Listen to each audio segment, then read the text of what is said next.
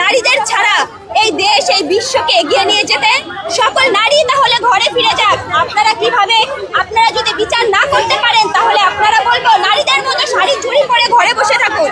আপনাদের দরকার নেই আপনাদের বিচারের। আপনারা যদি বিচার না করতে পারেন আপনারা আপনাদের ক্ষমতা থেকে, আপনাদের আসন থেকে আপনারা সরে দাঁড়ান, দেখেন অন্য কেউ এসে বিচার করতে পারে কিনা।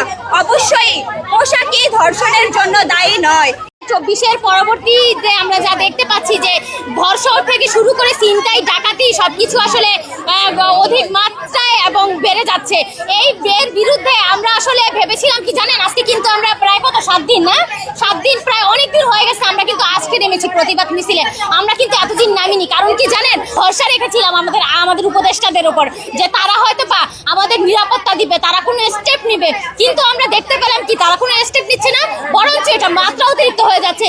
এটা আসলে কমেই আসতেছে না। আমরা দিনে নাই রাতে নাই সবসময় দেখতেছি ছিনতাই, ডাকাতি বেড়েই চলেছে এবং বাচ্চা থেকে শুরু করে দেখতেছি ধর্ষণ করতেছে। এই যে ধর্ষণের মাত্রাটা তো বেড়ে যাচ্ছে কেন? আপনারা চেয়ারে বসে কি করেন? এই বাচ্চা আপনাদের এই ধর্ষকদের আসলে কি আইন আছে বাংলাদেশে? আইনের ঘোষণা দেন যে আপনারা হইতেছে আইন পরিবর্তন করবেন, তাহলে এই আইন কি নিতে পারেন না পরিবর্তন করে? এই ধর্ষণদের এক একটাকে কি জনসম্মুখে ফাঁসি দিয়ে বা পুরা গুলি করে মেরে ফেলতে পারেন না? আপনারা কি করেন বসে বসে? আপনারা লাস্ট এইটা করেন, এই আইনটা করেন।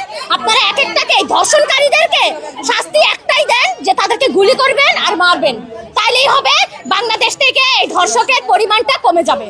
পারে তাহলে তাদের গদি তারা ছেড়ে দেয়। সাধারণ জনগণ আছে, ধর্ষণকারীকে সাধারণ জনগণ বের করে তাদেরকে জনসম্মুখে মারা হোক। তাদের সে আসলে বসে থাকার দরকার নেই, যেখানে থেকে তারা কোনো ব্যবস্থা করতে পারছে না।